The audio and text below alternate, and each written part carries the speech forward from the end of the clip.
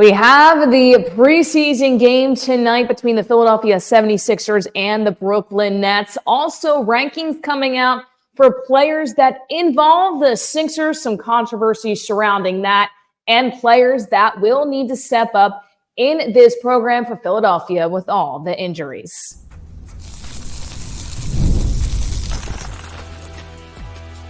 You are Locked On 76ers, your daily Philadelphia 76ers podcast, part of the Locked On Podcast Network, your team every day.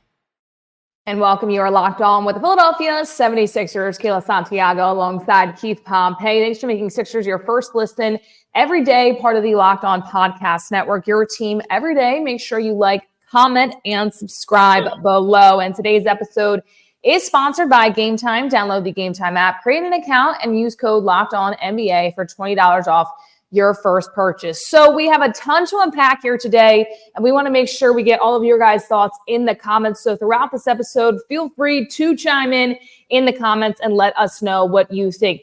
Another preseason game is upon us right now. ESPN rankings coming out for some 76ers players and so much more. But Keith, we're going to start off with this game coming up here this evening in the Brooklyn Nets and the Philadelphia 76ers. So clearly, Ben Simmons looking to make that return. He's only played 13 minutes in the preseason so far, but we talked about it yesterday. There's going to be players we're looking throughout these games to kind of step up with no Paul George. We'll see if Tyrese Maxey even plays.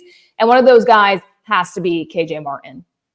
Yeah, it has to be KJ. I mean, KJ's a guy who, you look at it, he's averaging 19 minutes this preseason, 19.7. He's averaging 7.5 points, 2.8 rebounds, 1.5 assists, and he's shooting a team best 66.7% from the field, right? So it's actually tied with Max Fielder, but Max isn't really getting a lot of minutes, so I'm not really giving him credit, but when you look at KJ, here's a guy that right now, when he's getting an opportunity to show that he can be a rotation guy. He's also a guy who's, in my opinion, is doing very well getting out of the way and getting in positions where Paul George and Tyrese Maxey can feed him the ball, right? Mm-hmm. So he's playing very well around the rim. And the crazy thing about it is when the 76ers signed him this summer, we all said, they're signing him so they can trade him. And it still could be the case. But at the same time, he's out here and he's up here showing what he can do. And I feel like he's playing extremely well, this preseason. Now, one thing he did say was he wanted to add a three-point shot. He's only attempted 1 3 in the preseason in 4 games, and he's only attempted 1 and he missed it. So he's not showing off the three-point shooting, but at the same time, around the rim, he looks really good. And I think these next preseason games are the opportunity to do that as well. You look at some things that he's been saying, especially this morning as well, just saying they're looking to be a more versatile team. And I think Martin is really taking that into his own, saying, I want to shoot more threes, hasn't done so well and attempting those, but at the same time, trying to figure out a way he can be more versatile, knowing that maybe he will get more minutes with these injuries happening to Philadelphia. Not only that, he said that Nick Nurse is pushing that whatever spots they're in offensively, just make sure they play. And right now, KJ Martin has been doing that, above 66% from the field. He's been doing well around the rim. And offensively, you're going to look for a different playmaker like that, especially in this preseason. This gives an opportunity for Nick Nurse to see, okay, who can I pull off the bench if I don't want Tyrese Maxey playing all these minutes, if Paul George and Joel Embiid are out of some games. This is something that you're really going to need. And we know about Kelly Oubre, we know about Kayla Martin and what they have to do. But if I'm Nick Nurse, I'm thinking, okay, in this preseason, I'm looking at those depth guys. I'm looking at the bench, figuring out who I can bring in that's going to give me that spark. KJ Martin is trying to be that guy, and I think these next preseason games, especially tonight, it's going to be huge that he shows that, because maybe he will get traded at the end of the day, right?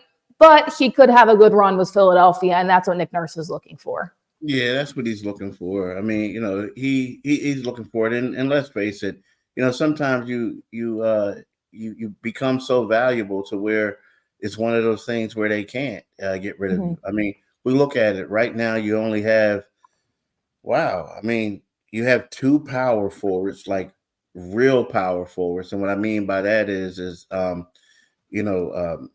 and Gershon Yabusele, Yabusele, I messed his name up. There you go. So look, you only have those two. So when you look at it, the dancing bear, I like to call him, he basically is the backup center right now because Joel Embiid is out.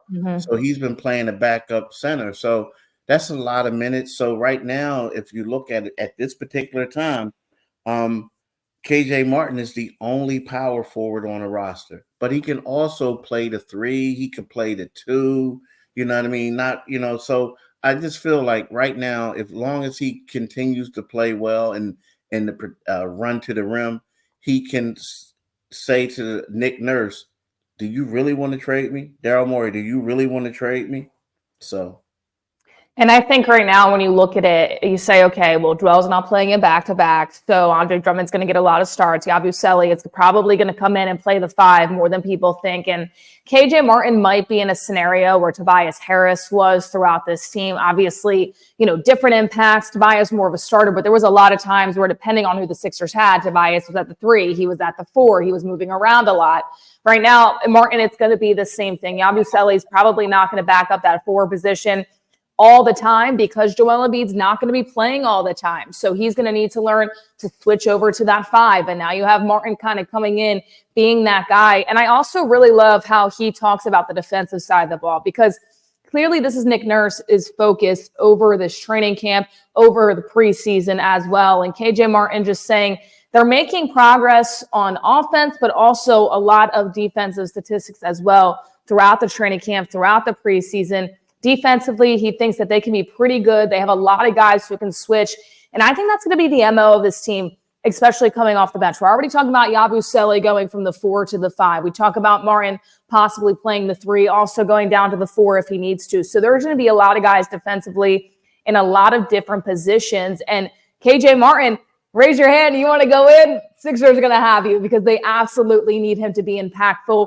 Already offensively, he shows what he can do. But in this preseason, Keith, I'm looking at him defensively to see if he can amp that up a little bit with all the injuries happening right now at the Sixers. Yeah, I agree. I think, though, right now, the best thing for him is like being kind of like a rim runner, like when they get out there, because he's an athletic guy, right? Extremely athletic. Just be a rim runner on offense and try to get to the paint quick, fast, in a hurry. I think that's his job. And like they are now, the one thing that I will say about the 76ers is you are right. On paper, they have a lot of guys who can switch, a lot of guys who can do a lot of things. But I will say that, and I'm only going to say they had 2 games. The Cleveland, not the Cleveland, the Minnesota game and the Atlanta game. I would like to see more from their guys. Right. The Boston, we knew that was going to be a blowout. Right. Today is probably going to be a little crazy just because you can't base it off of not having Tyrese, not having Paul George and a couple other guys. But for the hype that the 76ers have had thus far, it looks a little clunky on the offensive end and defensive end. Sometimes guys aren't getting there as quick as they should when they're doing the switching. So, to me, I just want to see them make some improvements on both sides of the ball. And granted, you can say Joel's not here, so that will help resolve things. But if Joel's going to miss at least 15 games, there's going to be a lot of games without Joel. So they need to gel better and communicate better. And, this is something we talked about yesterday, right? Why does Tyrese Maxey need to play if there's no chemistry to be gained between him, Paul George, and Joel Embiid? Sit Tyrese so these other guys that are your depth that are going to come in and play a pivotal part, especially when you have guys sitting on back-to-backs, have those guys really gel and be able to come together so that they're not just coming in out of nowhere, a deer in headlights when it comes to the regular season, not knowing where to go and not knowing where to be. Now, there's still going to be adjustments, of course. It's early on in the season. Nobody expects the Sixers to be perfect right off the bat. Maybe some people do, but that's really not realistic. So you look at it now and you say, okay, well, KJ Martin looks to take a step up. There's other guys as well looking to do the same thing. So Overall here in the preseason, what we're looking for, Keith, my output on this topic is the bench, is the depth. That's something that I want to see, gaining that chemistry and also being able to play some lockdown defense, especially in this game tonight against the Nets. Real quick, before we move on, what is the key thing that you're looking for in this game tonight? It kind of see the bench, but I want to see who can step up. I want to see if there's going to be one guy who's going to separate himself from the pack, right? That can say, hey, I'm a guy that, Nick, you can depend on. That's what I really want to see from the bench. Who's going to be the one guy to say, I'm that guy. You need to play me.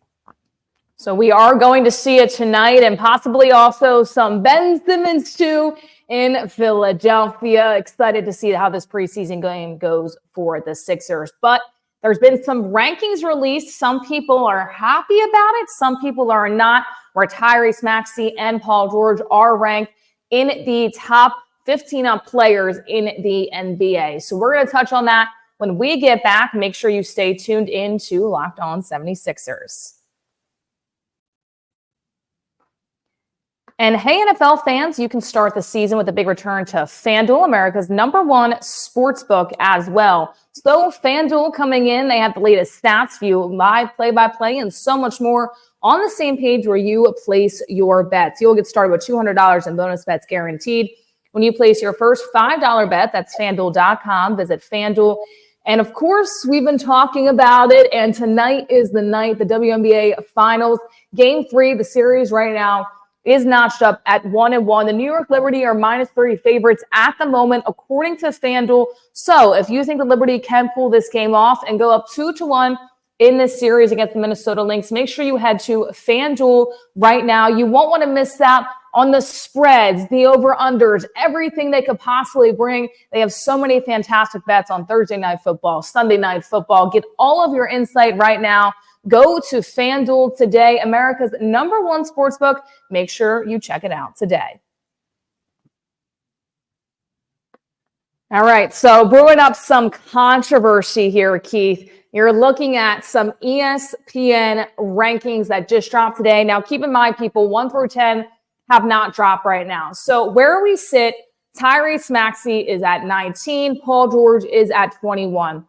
And a lot of people are not upset about where Paul George is, but a lot of people are outraged where Tyrese Maxey is. So let's go through the people that are ranked a little bit higher than him. You look at Bam Adebayo at 18, Donovan Mitchell at 17, Tyrese Halliburton at 16, Devin Booker at 15, so on and so forth. Do you think that's a proper ranking, Keith, for Tyrese Maxey to be at 19? Clearly, he can kind of move up in those ranks throughout his career, but 19, some people love it. Some people say absolutely not. There's people that he's better than on that list. I think it's accurate. You look at Jaylen Brown. He's a multiple-time All-Star, right? He's at number 14, right? Then you look at Devin Booker, the same thing. Both, come on, he, almost won the scoring title a couple of years, right? Tyrese Halliburton, he's a phenomenal player. Donovan Mitchell, multiple All-Stars. Bam Adebayo. Again, I love Tyrese, and I love Tyrese. The thing is, he was ranked number 42 last year. He went from number 42 to number 19. He was he a first team, second team, third team All-NBA? No, he wasn't. These guys are guys who were listed on the All-NBA teams. They're perennial All-Stars. He's a one-time All-Star. I do not have a problem with this ranking. I don't. Because of those guys that I just mentioned, I don't know if there's anyone that I would put ahead of him. Then you got Anthony Davis at number 13. Then you have Jalen Brunson at number 12. You got Victor Wembanyama at number 11. I just don't see anyone that you can put Tyrese Maxey ahead of right now. I like the jump that Tyrese Maxey made from last year to this year. I think it's pretty impressive. I will say I understand people's frustrations, and I say that because you look at Jalen Brunson all the way at 12 and Tyrese Maxey at number 19. Now, I'm not saying Jalen Brunson doesn't deserve to be there, but I look at other people on this list. Okay, Anthony Davis may be a little bit injury prone coming out. But Jaylen Brown, to me, I know Jalen Brunson is the centerpiece of the New York Knicks. I would have him ranked higher than Jalen Brunson. I don't know. Taking your team to the NBA Finals and having a fantastic playoff run, I think Jalen Brunson is ranked way too high, and I can see how people maybe are comparing and contrasting that to Tyrese Maxey. Now, I do think Tyrese at 19 does work, but I also understand the flip side of it, where Jalen Brunson is all the way at 12 in these rankings coming out earlier today. Keith, what are your thoughts on that? Because I think that Jaylen Brown right now should be ranked higher than Jalen Brunson and other names on that list too. I mean, he could be, but at the same time, when you look at Jalen Brunson, we look at that New York Knicks team. So the way to stop him, the way to beat the Knicks were to stop him. And teams couldn't stop him. At least the Sixers couldn't stop him. And teams like late in the season. So, yeah, I get it. That some people may consider that high, but when I look at it, I'm looking at, okay, the Sixers had one job, and that was to stop him. They contained him a little bit, but then he got on fire, and he ended up defeating the Sixers in the first round. Whereas Tyrese Maxey was on a team that lost, right? Now, I get it. You can say over Jaylen Brown, but at the same time, Jaylen Brown, as great as he is still the co-star of the Boston Celtics, right? Mm-hmm. Whereas this guy, Jalen Brunson, he's the man. Like, he is the face of the New York Knicks, and he might be the second most popular player in New York City, regardless of sport.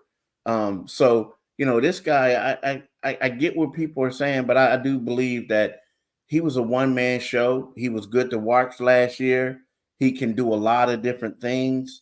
And, you know, I think he's deserving of being at least in that top, you know, that top from 16 or whatever, from 11 through 18. I hate to say it. I believe he deserves to be there. I'm going to have to disagree with you on that one, Keith. I love Jalen Brunson, too. I grew up watching Villanova. He was a fantastic player. I love the mentality. But to me, I know that Jaylen Brown was the co-star of the Celtics, and it does pay me to say this, but they don't get to where they get to without Jaylen Brown in the playoffs. So that's where I kind of have the edge. But I like the argument there, because you're right. Jalen Brunson was everything for the New York Knicks, and even though they got all these offseason acquisitions, it's still going to be Jalen Brunson's team no matter what. It's not Cat's team. It's not Mikal Bridges' team. It's Jalen Brunson's team, and he's going to take it up a notch this year. So I understand why they put him there, but I would swap them too if it were me. But you. All right, one question I'm going to ask you. So if you take Jaylen Brown off the Boston Celtics, who's going to kill you? Who do you got to focus on stopping? Well, Tatum. I knew I knew you were going to. If you take Brunson off the Knicks last year, who's going to kill you? Not Dottie DiVincenzo, not Josh Hart. Yeah, I get that's a good argument. That's a good point. Yeah. So I mean, that's a good point. If we look at him and we base it off of athleticism and it's not, and like, here's the thing, nothing against Jaylen Brown, but I think a lot of the success that he had is, like, if you look at that team, their guards, they had one of the best backcourts in the NBA, right? You also had Jason Tatum. So the looks that he was getting, believe it or not, weren't as stringent as as Brunson was getting.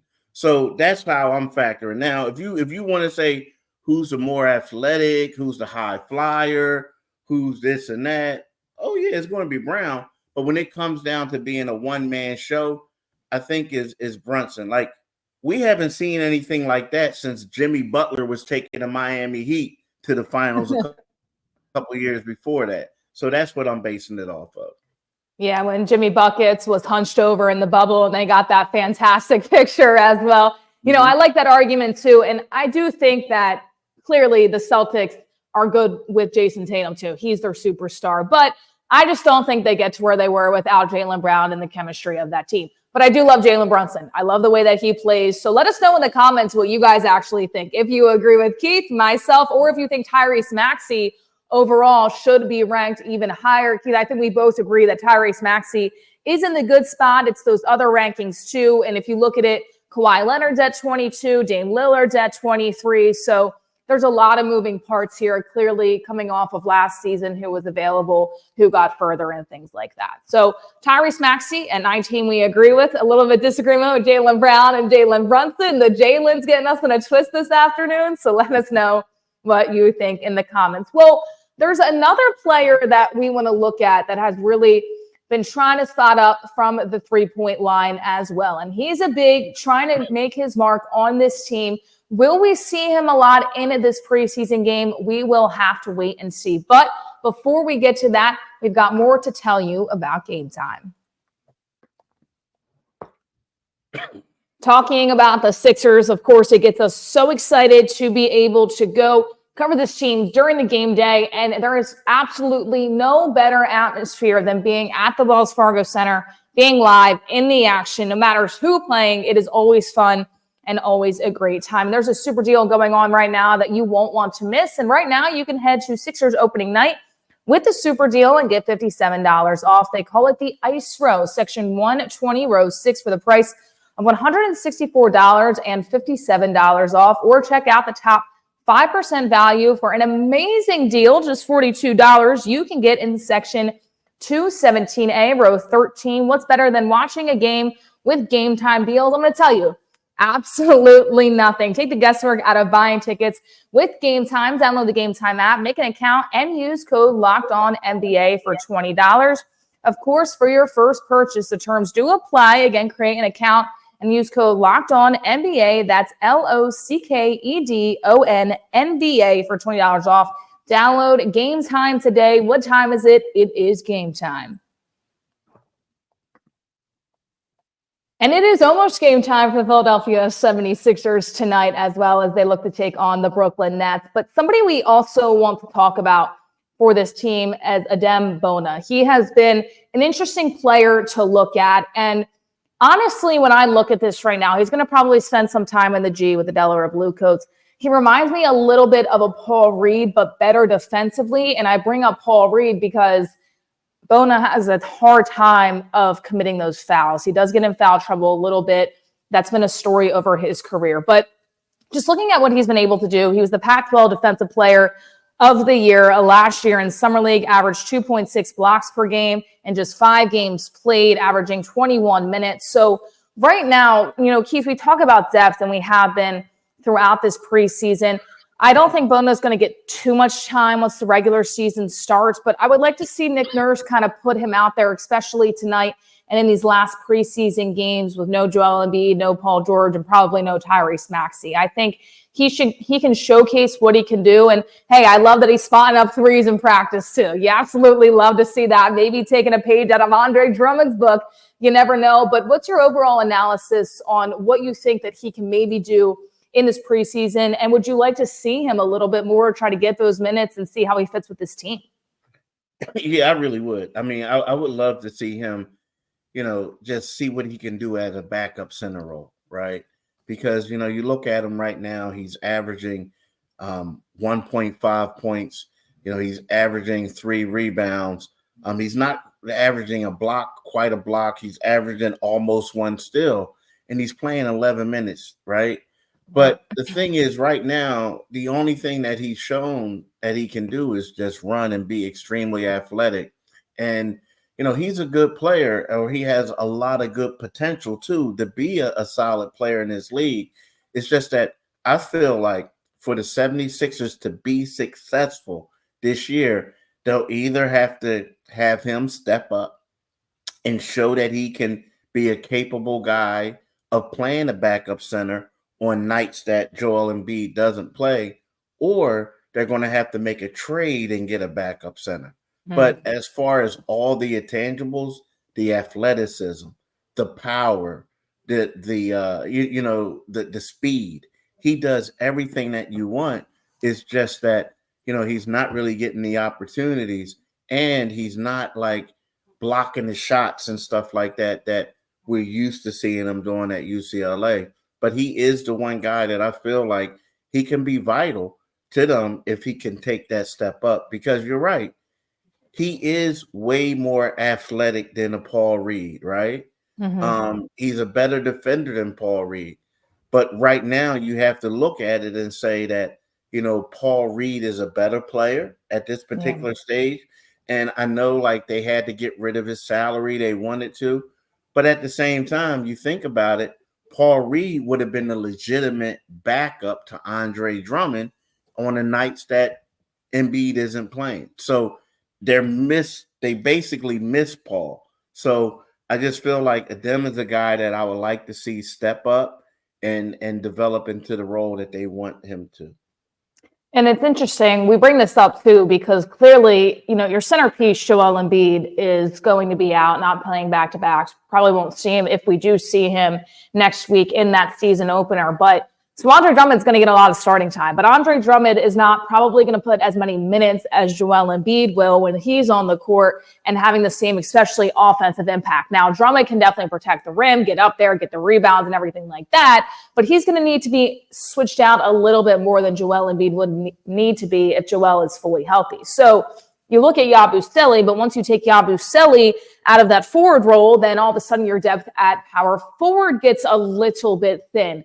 So Bona coming in, once again, he's going to spend a lot of time probably with the Delaware Bluecoats and being able to develop his talents. He's just about 21 years old. So he has a lot of time to be a good player in this league if that's what he strives for. But I think right now, if you're Nick Nurse, this point in the preseason, and we talked about this at the top of the show, is you're no longer trying to gain the chemistry of Paul George, Joel Embiid, and Tyrese Maxey. That's done and over with for the preseason. You're trying to gain the chemistry of these depth pieces. So why not throw Bona in there, see how he does, have him have a little bit more run. And for Bona, he needs to have the mindset of, wow, okay, well, Joel Embiid is not going to be there for back-to-backs. What do I need to do to get ready to get to game time in this preseason? He can't just be going up there and fouling. He's got to bring down those blocks like we've seen throughout his college career. He has it. Now, of course, the college game and the NBA is completely different. There's an adjustment period there. But Bona needs to also have that mindset in him because there's going to be situations where Nick Nurse needs Yabusele to come in at forward, Andre Drummond in a situation where he needs to be switched out, and all of a sudden, okay, you're looking at Bona. Bona needs to be ready, and I want to see him get more minutes here tonight than we've seen throughout this preseason. You're right. And the one thing that you pinpointed was fouling. And that's something that Paul Reed had a problem with, especially early. Like Adem Bona is averaging 1 foul per 5 minutes. You know what I mean? So if he plays a lot, he's fouling out, right? So, I mean, that's crazy. And I think that's one of the main problems that's probably hurting him on the floor. It's like he can't stay out of foul trouble. But but yeah, you're right. I mean, he has to work on that and he has to make some improvements. And who knows, it will probably come on in time. Right now, guys are realizing these dudes that they're defending are quicker than they were before. So you have to adjust your game. You have to continue to be aggressive, but you also have to be smart. And I'm not saying he's not a smart guy, but I'm just saying you just got to know you can't gamble. You can be aggressive, but you can't gamble as much as you used to. And you have to learn what you can get away with and what you can't. Yeah, and, looking at Paul Reed and just how he got into foul trouble, and it was like, oh, if you just slid your feet a little bit more or try to get out in front. And I will say this. I think Nick Nurse is a really good coach for Bona to have because Nick Nurse clearly is a defensive first mindset right now with this team. And I think that's because Nurse knows that the offense is there. He knows he has really good skilled players on the offensive side of the ball. But getting everybody to click defensively has really been a key piece throughout this preseason and, of course, training camp too. So if Bona can just listen in to Nick Nurse a little bit, maybe we will see him show up and show out. Hey, it happened with Tyrese Maxey. We never thought it would happen with Tyrese Maxey, but it did. I'm not saying Bona's going to have a standout season, but he could be a huge depth piece, especially when it comes to games that Joel Embiid is out throughout the season. So we'll see how many minutes he will have tonight in this preseason game against the Brooklyn Nets. That tip-off is at 7 p.m., and we will catch you all in the morning recapping that game, what we liked, what we didn't like, what we want to see more of throughout this season, because right now it is all about depth for the Philadelphia 76ers and what they're going to bring in to the regular season. No, we're not going to see any of the stars, people, but we will see what they have coming off the bench. And who is going to step up tonight, we'll have to wait and see. Well, thank you all so much for tuning in to Locked On Sixers, and thank you for making Locked On Sixers your first listen today.